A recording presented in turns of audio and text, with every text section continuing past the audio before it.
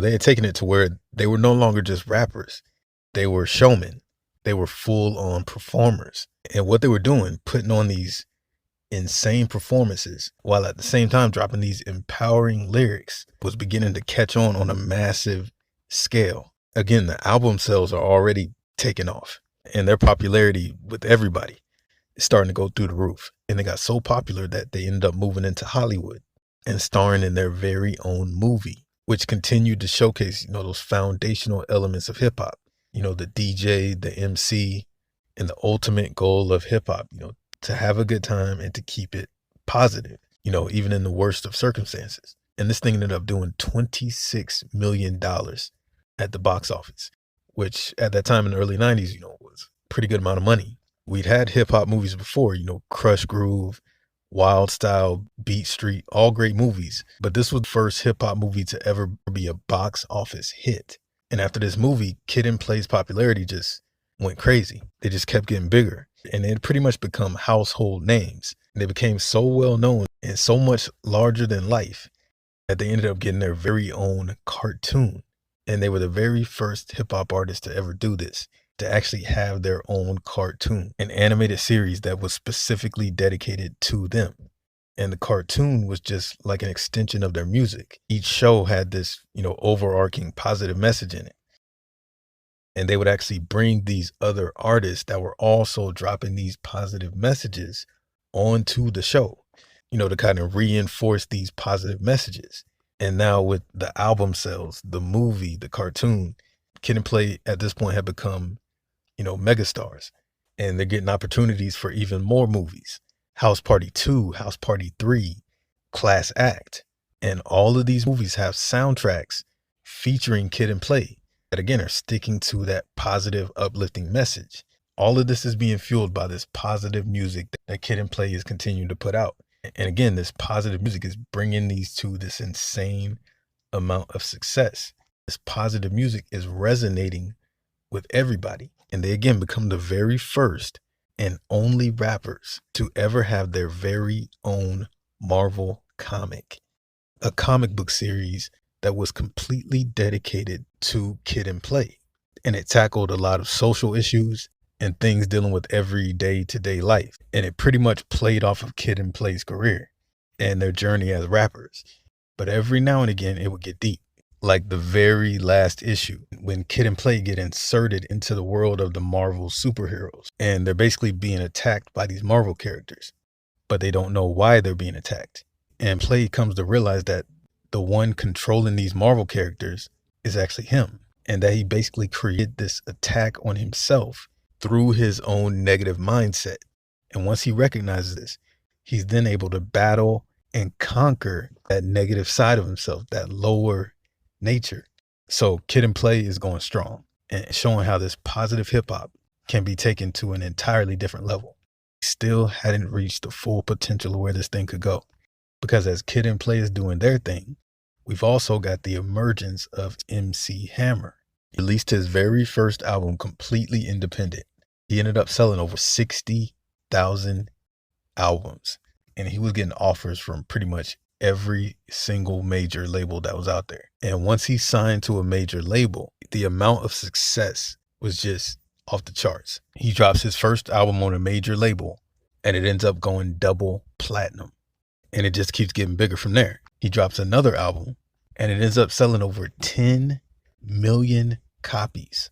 And MC Hammer becomes the very first rapper to ever sell this many albums, to have an album go diamond.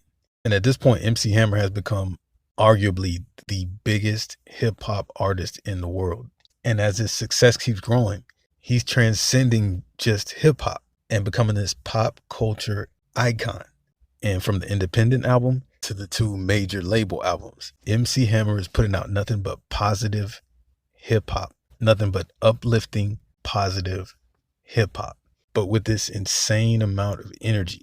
I mean, you could literally feel the energy coming through the record. And at the same time, he's addressing all these social issues. He's dropping songs like Help the Children, Black is Black, Let's Go Deeper, Crime Story, all with these deep, conscious messages. And he wasn't just rapping these lyrics. He's putting on an entire performance. with these elaborate choreographed dance moves, strobe lights, pyrotechnics, and he's filling the stage with all these other dancers. All of these dancers are friends, family, people he grew up with in the neighborhood that he is putting on through this positive hip hop. And they're putting on these epic performances. They're performing all over the world. And every single show is a sold out crowd. And MC Hammer is at the top of the hip hop, R&B, and pop charts. MC Hammer is taking over hip hop.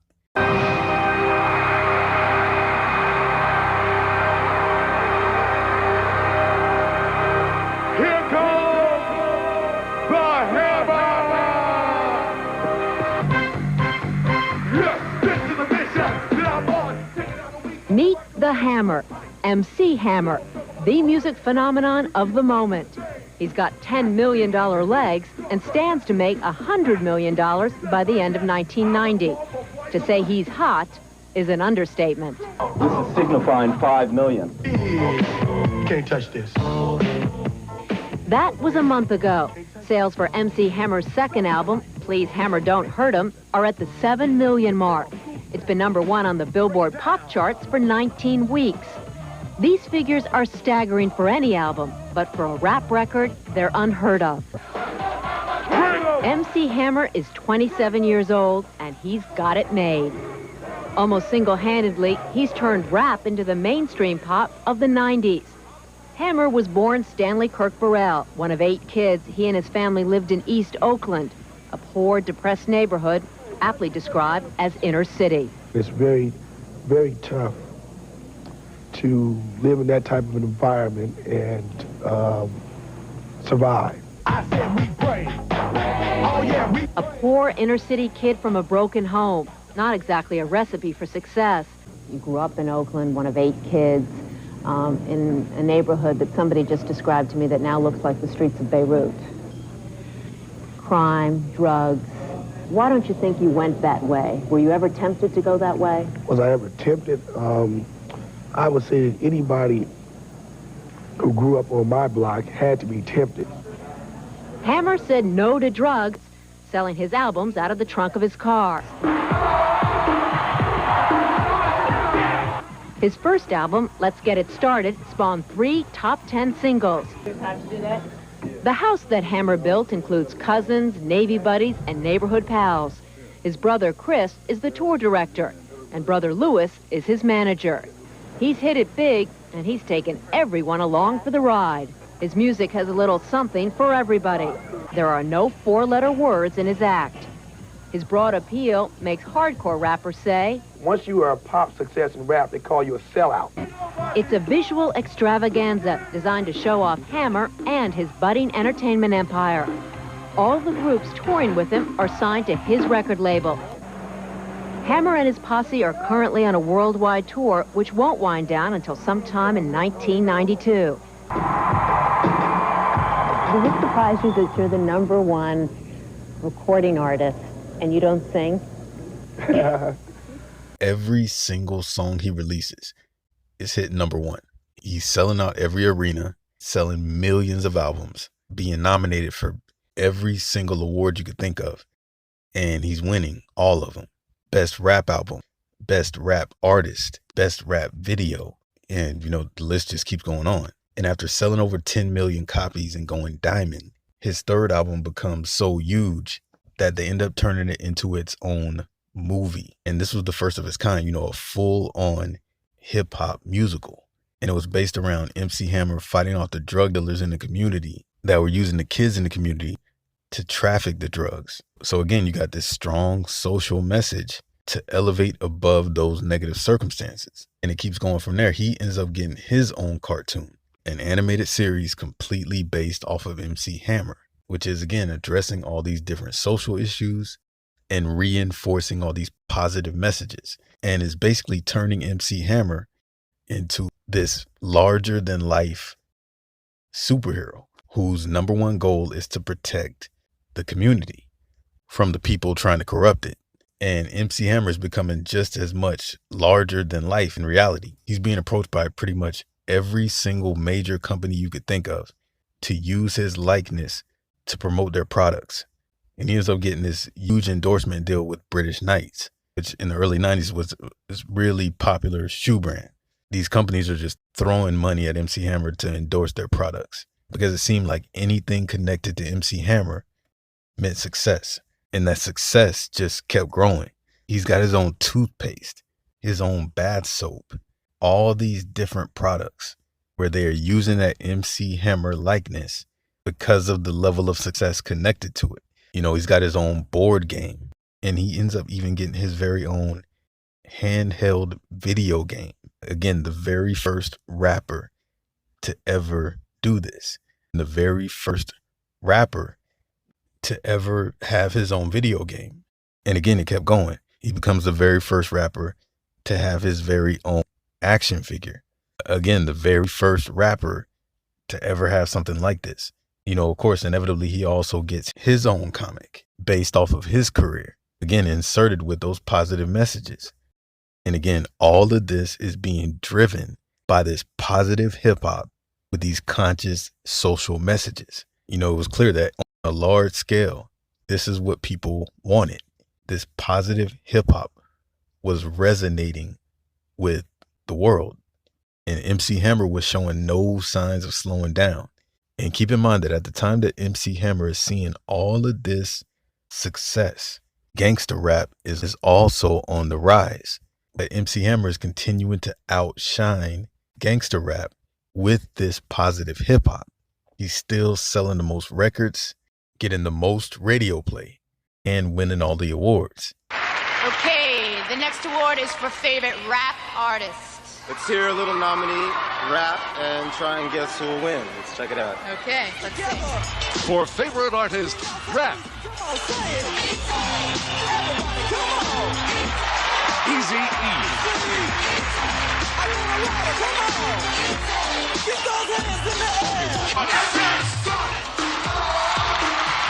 MC Hammer.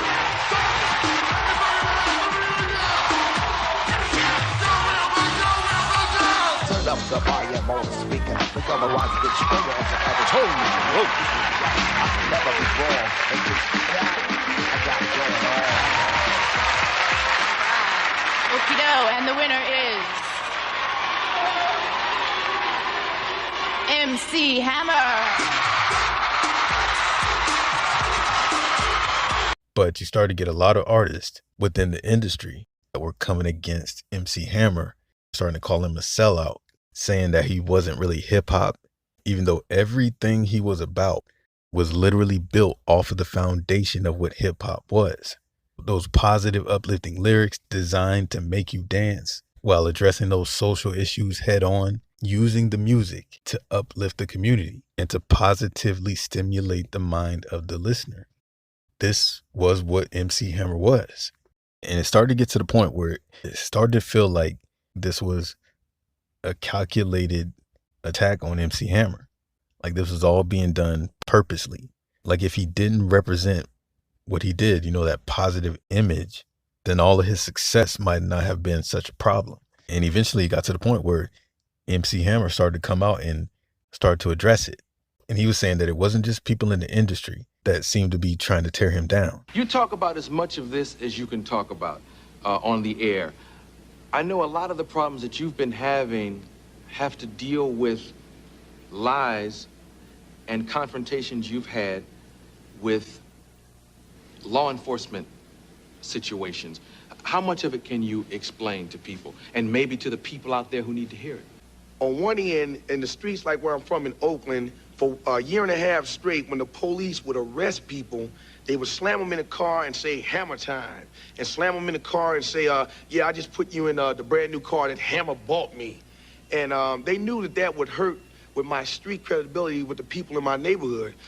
So young guys who've been arrested, like, told you what happened during They called me from jail, because, you know, I'm from Oakland, and it's no secret, you know, of the 15 or 20 guys I have out here with me, most of them are from jail. And, you know, because I want to get them out of that, I bring them with me and give them a new job and show them a new, you know, a different way of life. But when something happened to them, they go to jail, they pick up the phone, they got my phone number, they call me at home. And they'll call me and say, Hammer, you should have heard what the police said to me today. He said when the helicopter was chasing me, that was the Hammercopter chasing him. And these rumors have spread all the way from Oakland through LA, and because I get people calling me all the time, and it's not a good thing. And especially when I've been a person who spent a lot of my time, you know, with the kids, trying to help the kids, you know, to steer them away from doing wrong things. It don't help to have the police, you know, to destroy the foundation that you're trying to build to be a help instead of a hurt to the situation. Okay, so let me ask you, to make it fair, let me play devil's advocate. Why would a cop want to destroy your credibility in the ghetto? Why would he tell him that Hammer bought us a helicopter? That gets very deep because, you know, there's a lot of reasons why you might not want Hammer to stop some of the guys who doing what they doing from doing. And, you know, and see, that goes, if I'm benefiting from anything that's going on in the streets, why would I want Hammer to tell little kids this is not the thing to do? Oh, okay. You see, because I have made a good impact, especially in my neighborhood. You know, the guys who are with me right now, they were running things in our neighborhood. And a lot of people know what I mean when I say running things. They had a trade going. They had little kids posted out doing their little things and, you know, and everything like that. But since they've been here for 3 years, none of them have been picked up and went back to jail for any type of drug thing at all. None of them. Not one in 3 years. Okay. So somebody somewhere loses money when this goes on. Now, the ideal is not to try to hurt people's income. That's not the ideal. The ideal is to save lives because whether people understand it or not, there is a certain amount of murder and death that comes along with the game. That's a part of doing business. So when people stop doing that, you know, some people are hurt in other areas. And, you know, we don't have no time to cover all that. But basically, it's an unfortunate situation because when they said that hurt my credibility with a lot of the people in the streets who've known me for a long time because they in jail fighting with people. You know, you don't know Hammer, you can't say this. And, you know, I have uncles who are not the best citizens in the world, and they'll call me, because I just had another fight. This dude said this about you, man, and I ain't having it, you know. So, I mean, you know, how can I win in either one of those positions? One end, you kill me in the streets. The other end, you say I'm the man. Now, I can't be both of them. I got to be either one or the other. So I've dealt with that because I'm not a person who runs. You know, I'm going to deal with it. The third shooting that wasn't really made public, you know, there was another shooting incident. I don't know where they come from or who do them or whatever, but none of that is going to stop me from doing what I'm doing. I've even had a record company, and I don't want to lambaste nobody's name or anything, but they told me, Hammer, you know what the problem is? You're a little too clean. Here's what we're going to do. Why don't you start to do a few things that maybe dirty up your image a little bit. Maybe we can sell a little more records. I've had all that.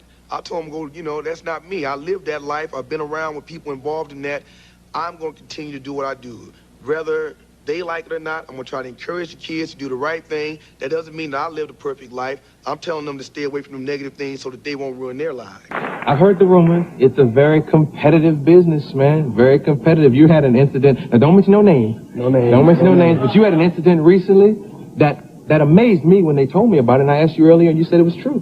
We were on tour. We're on tour right now with some of the hottest groups in the country, the Superfest. And one of the groups, they didn't want to accept what was happening on the stage. They wouldn't pull the plug on us while we were performing. The actual plug of the sound or the lights or what? The sound. First, they pulled the sound, so I was performing in the dark. We kept going. And then later in the show, they cut the sound and lights both. But we kept going, and the crowd supported us, and it came out. We were, you know.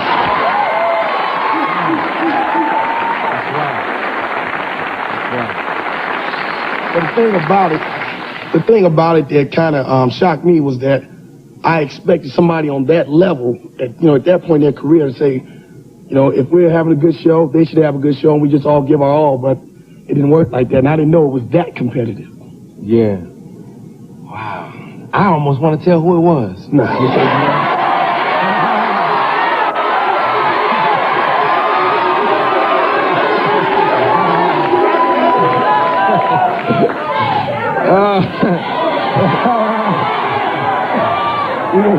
Yeah, we won't go. We don't want to do that. He asked me not to get into that, and out of respect to Oaktown's own, I won't do that. I read in the USA Today, that they're starting in some city in the South, I think Texas, if I'm not mistaken, to put labels on the albums because the lyrics of some artists are becoming crazy. Well, I'm sure there's a lot of people familiar with the product.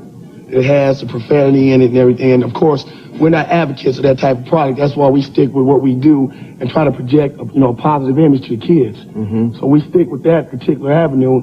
And for us, you won't see any of those stickers on our albums because we don't do that type of material. That's good. That's good. I'm glad you came back.